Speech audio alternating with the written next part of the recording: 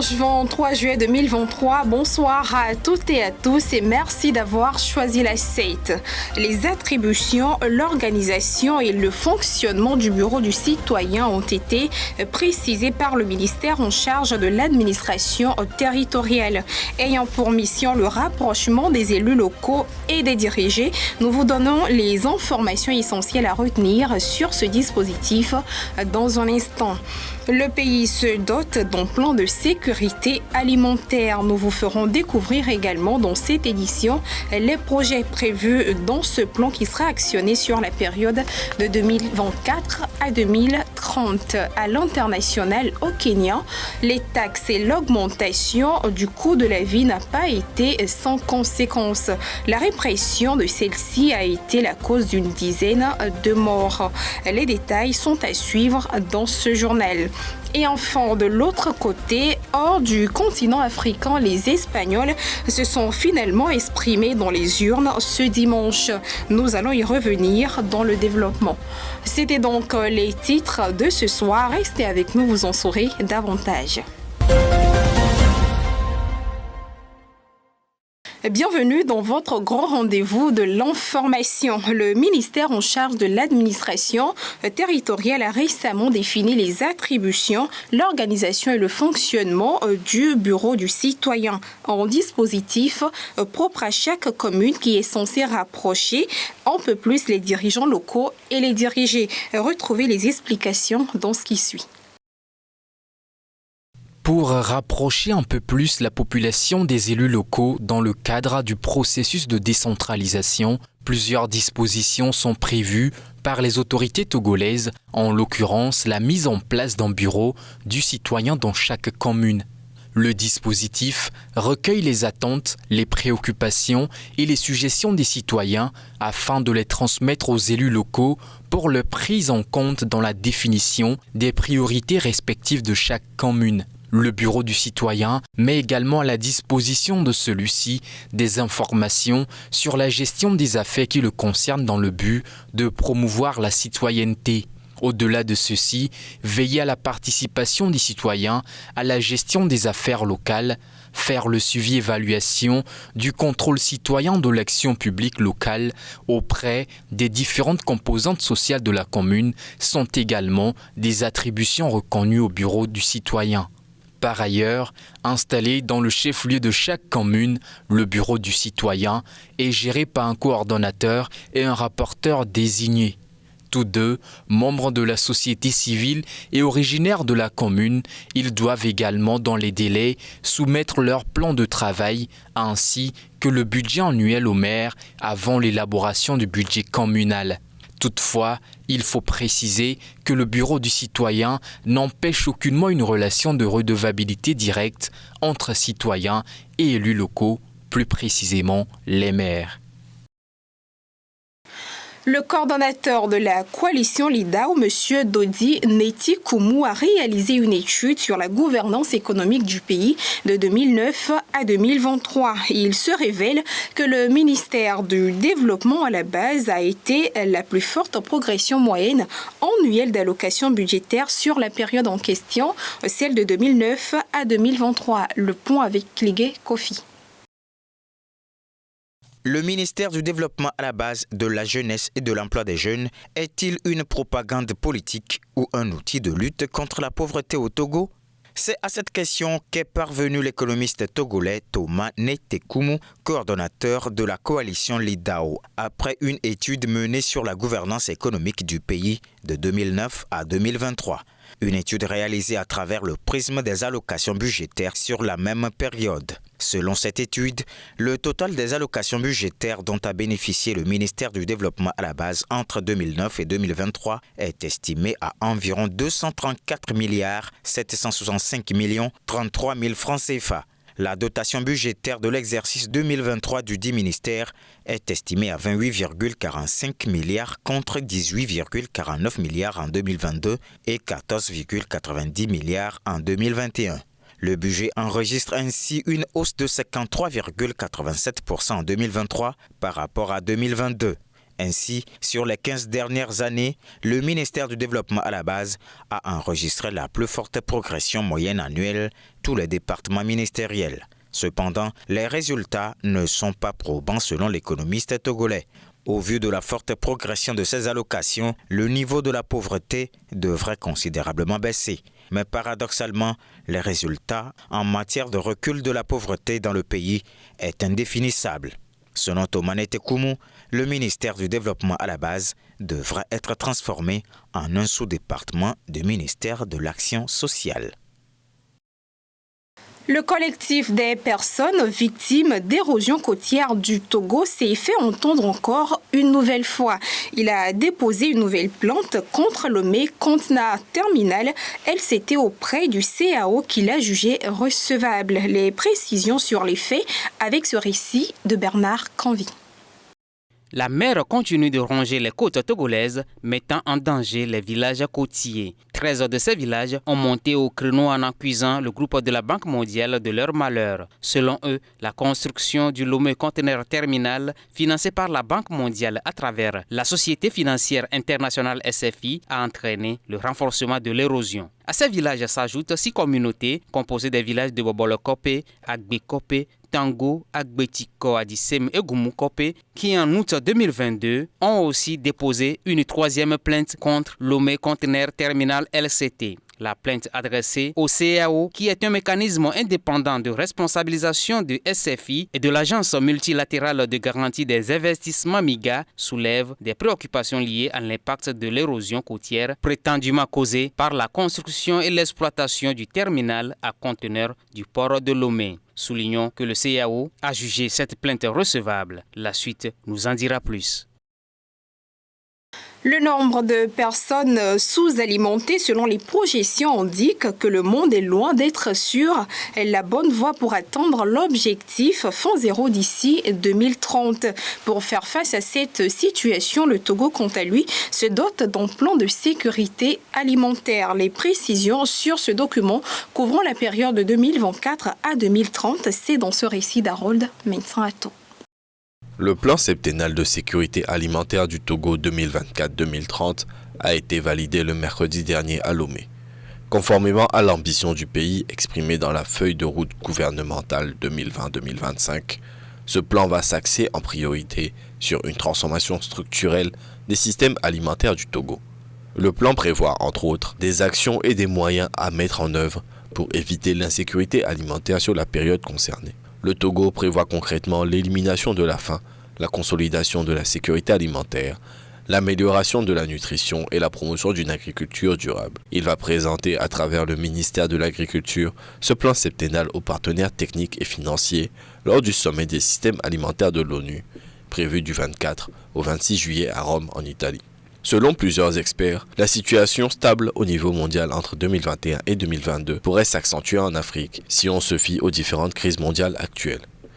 D'après la coordinatrice résidente par intérim du système des Nations Unies au Togo, le nombre de personnes sous-alimentées selon les projections indique que le monde est loin d'être sur la bonne voie pour atteindre l'objectif Faim Zéro d'ici 2030. Sujet agriculture dans ce journal, les autorités togolaises sont à pied d'œuvre pour renforcer la contribution de l'agriculture dans l'économie du pays et ceci passe naturellement par l'augmentation de la production des différentes filières agricoles en plus de leurs exportations. Nous faisons un point sur les récentes mesures prises pour atteindre cet objectif en ce qui concerne la filière tubercule dans l'élément qui suit. Désormais, certaines filières agricoles disposent d'un plan d'action d'investissement couvrant les 5 prochaines années.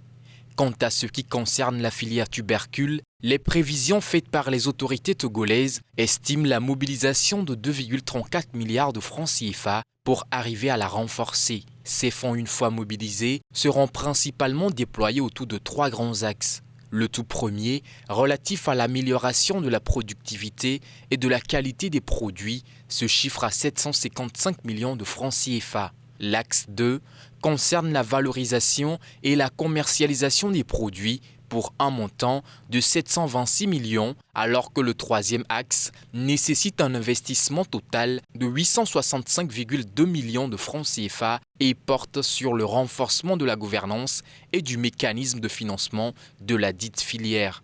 En ce qui concerne le financement de ces trois axes, une part sera assurée par l'État togolais et l'autre par le secteur privé ainsi que par des partenaires techniques. À terme, il est prévu une hausse de la production nationale des plantes à racines et tubercules de 15% sur la période de 2024 à 2028 pour un niveau de transformation estimé à 10%. À titre d'information, la production de la filière tubercule connaît une croissance ces dernières années.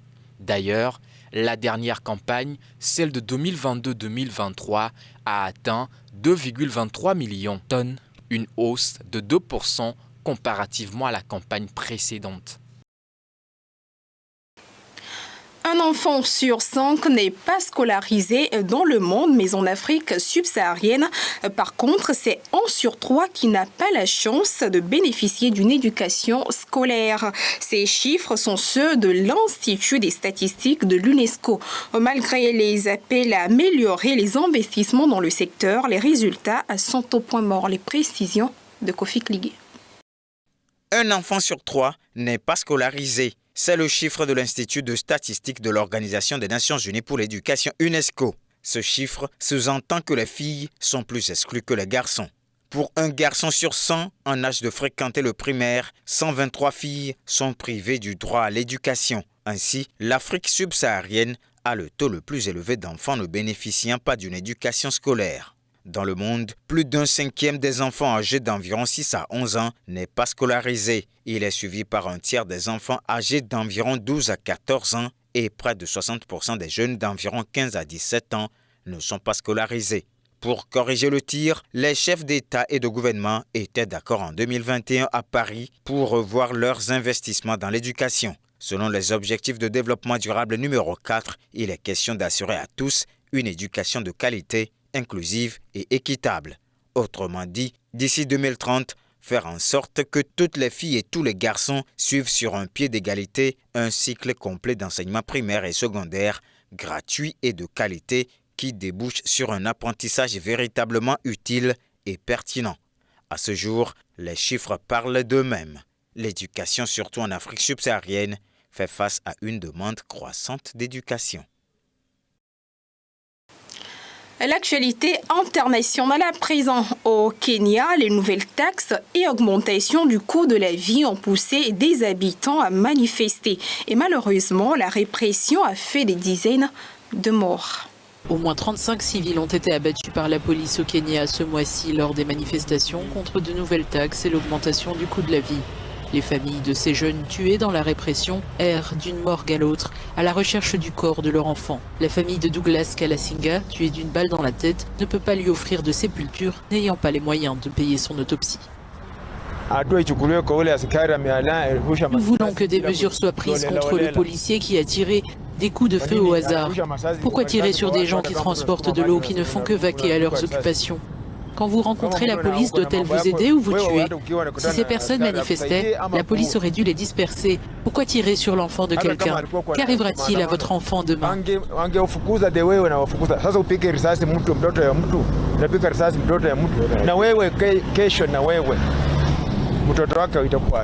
Son oncle David Wangila a précisé que ce jeune homme de 27 ans, tué à bout portant, ne participait même pas aux manifestations nationales de jeudi dernier.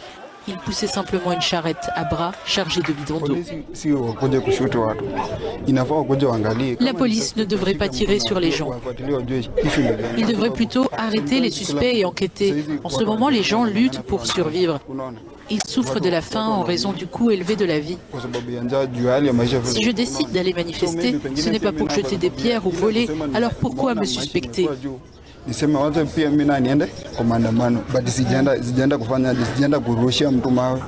en août 2022 en promettant de soutenir les plus défavorisés, le président William Ruto fait face à une contestation croissante, notamment depuis la promulgation d'une loi instaurant de nouvelles taxes.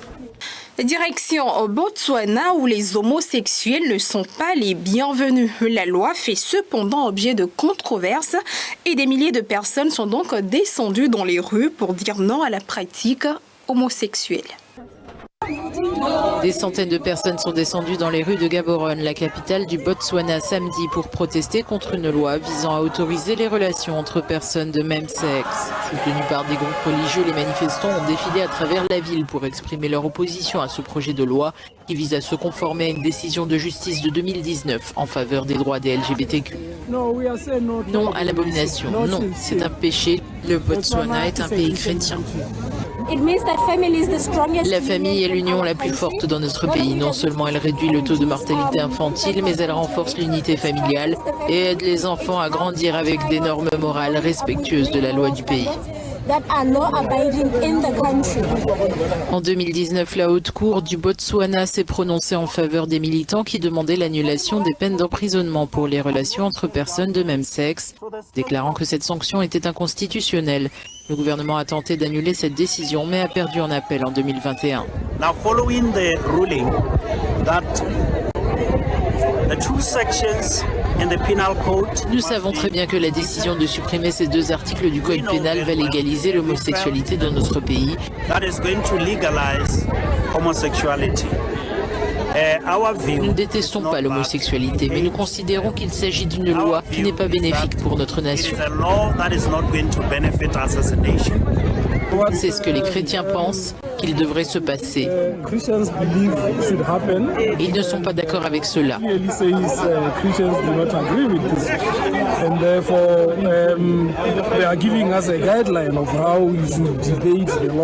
Donc il nous donne des indications sur la façon dont il faudrait débattre de la loi, car il nous dicte ce que Dieu nous a dicté. Les relations homosexuelles sont interdites depuis 1965 au Botswana, où les contrevenants risquent jusqu'à 7 ans de prison, mais ces peines ne seront bientôt plus applicables. Renouveler la mandature de Pedro Sanchez ou faire venir la droite. Les Espagnols se sont exprimés dans les urnes ce dimanche, le seul moyen de savoir. Retour sur les images. Plus de 37 millions d'électeurs se rendent aux urnes ce dimanche afin de décider de renouveler le mandat du Premier ministre socialiste Pedro Sanchez ou de ramener au pouvoir la droite et sans doute avec elle l'extrême droite. En raison des vacances, près de 2,5 millions d'électeurs ont voté par correspondance. Le Premier ministre sortant, Pedro Sanchez, a fait de la peur d'une arrivée au pouvoir de l'extrême droite son principal argument électoral. De l'autre côté, tous les sondages estimaient quasi certaine une victoire du Parti populaire d'Alberto Núñez Feijóo, mais pour obtenir la majorité, le leader de la droite pourrait intégrer des représentants du Parti Vox dans le gouvernement. Travailler 5 ans après les diplômes universitaires en Albanie, c'est la nouvelle loi contre laquelle les étudiants manifestent. Selon les autorités, cette loi vise la limitation de la fuite des cerveaux dans le pays. Cependant, elle ne force personne, selon la ministre de l'Éducation. Les précisions dans ce reportage. Boycotter la nouvelle année universitaire, c'est ce que scandaient les étudiants en médecine albanais lors d'une manifestation devant le Parlement jeudi. Ils demandent au gouvernement de retirer un nouveau projet de loi controversé qui les obligera à travailler dans le pays pendant 5 ans après avoir terminé leurs études. La loi vise à empêcher l'émigration massive de médecins et d'infirmiers qui provoque de graves pénuries dans le réseau hospitalier. La ministre de l'Éducation et des Sports d'Albanie estime que la loi n'est pas anticonstitutionnelle puisqu'elle ne force personne et donne la possibilité de choisir. Soit les étudiants signent le contrat, soit ils paient eux-mêmes l'intégralité des frais de scolarité. Malgré des manifestations qui ont duré plus d'1 mois, le Parlement a approuvé le projet de loi qui devrait entrer en vigueur à la prochaine rentrée universitaire en octobre. Culture pour clore cette édition, l'Égypte s'insurge contre une exposition sur Béhanzan et les bustes des anciens rois. Cette insurrection est perçue comme excessive par certains acteurs. Les précisions dans ce qui suit. Dans le musée néerlandais des Antiquités, une photo de Beyoncé en reine Néfertiti aux côtés de bustes anciens. Les commissaires de cette exposition disent avoir voulu montrer l'influence de l'Égypte ancienne sur les artistes afro-américains. Ces pièces mises en avant à l'Eid ont provoqué la colère du Caire. De mon point de vue, cette exposition est perçue de manière très particulière par le gouvernement égyptien. Mais je pense qu'il est important pour nous de nous éloigner de cette perspective plus eurocentrique à travers laquelle l'histoire de l'Égypte a toujours été perçue. Selon le service égyptien des Antiquités, ce musée falsifie l'histoire avec son approche afrocentrique. L'exposition Kemet signifie un terre noire censé être une célébration stimulante de l'Égypte dans l'hip-hop, le jazz, la soul et le funk est devenu l'objet d'une bataille culturelle. Ce n'est pas seulement une question d'Afro-Américains qui s'approprient la culture égyptienne. C'est aussi un projet commercial très lucratif, c'est-à-dire à Hollywood et dans d'autres industries qui s'y apparentent. Donc dans la perception, ces riches élites d'Hollywood profitent de la culture égyptienne et réécrivent en quelque sorte leur propre identité. Il y a donc de nombreuses facettes à cela. Je pense qu'il est important de garder cela à l'esprit. Des pochettes d'albums montrant l'influence de l'Égypte ancienne sur des artistes tels que Tina Turner, Earth, Wind and Fire et Miles Davis ont été installées près d'objets antiques.